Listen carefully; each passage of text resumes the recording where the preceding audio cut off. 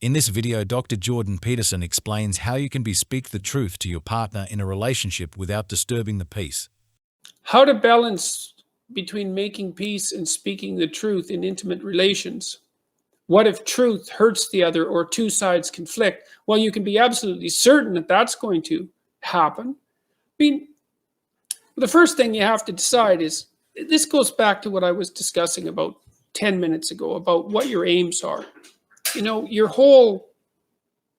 the whole way you perceive the world is dependent on on the aim of your ethical structure.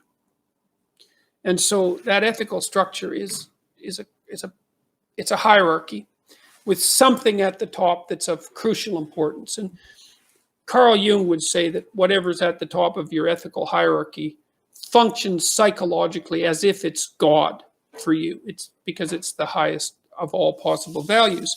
And you could think of God in that sense as perhaps a personality that you're trying to mimic, because a value structure actually constitutes a personality that you're trying to act out or mimic. And so the highest element in that personality structure would be the most valuable portion of that personality. You might say, well, what do you want? What do you want? If you could have what you wanted, if you could knock and the door would open, so to speak, and if you could ask and you would receive, what would you want? And that means, what would you give? What would you give? What would you be willing to give up important things for? How would you prioritize, which is the same as giving up important things? And it's not easy to come to terms with what you want, because you might be angry and resentful and bitter, and you might have your reasons for that. And that might contaminate your ethical structure, let's say, and make it so that there's large parts of you, that would be the shadow part from the Jungian perspective, that are actually after conflict and harm and cruelty and suffering out of spite and revenge. And then the probability that part of you is like that is unbelievably high, because it's very hard to be pure of spirit, let's say, given how much suffering and malevolence there is in the world and how much we're exposed to that. So it's very easy to take the low road.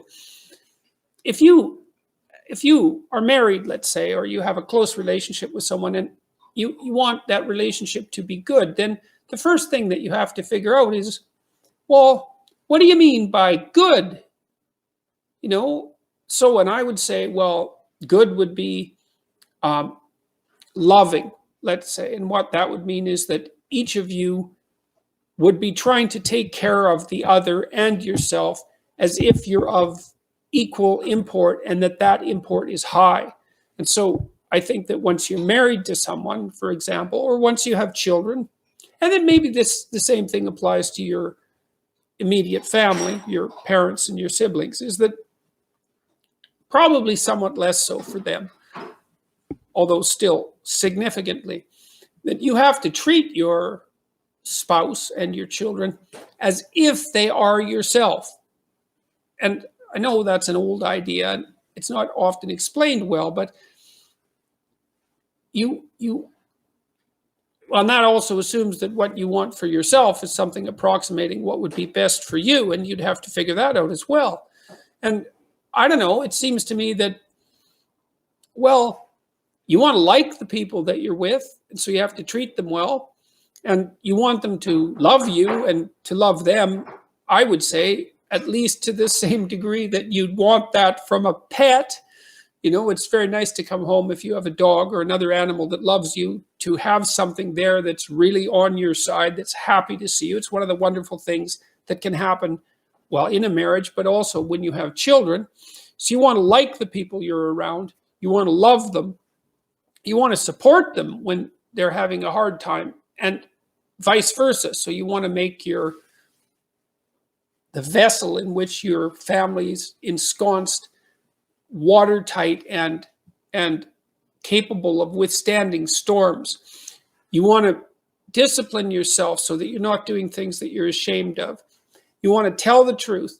You want to work responsibly and be a good provider, whether you're female or male, in whatever capacity you can manage. And I would say that also goes for children to the degree that they're capable of contributing to the family environment. And you have to think that all through. You want to embed your family in a healthy social life too, and in a healthy community life. But that all has to be conscious and thought through before you can start telling the truth. Now, how to balance between making peace and speaking truth in intimate relationships. What if truth hurts the other or two sides conflict? Okay, so the first thing you have to do is with the person that you're communicating with, you both have to figure out, well, what are you aiming at? I think it's in Rule 9, which is assume that the person you're listening to knows something that you don't, that I outlined a number of different conversational types. And there's the conversational type that's designed to mutually amuse, and that can be lots of fun. And there's the conversational type that's designed to win. That's where I have a point of view and you have a point of view, and we engage in a power dispute, essentially a dominance dispute, where the goal is for one of the positions to come out on top and win. And then there's another conversation where the goal is to explore a problem and to come to jointly further the understanding of that problem.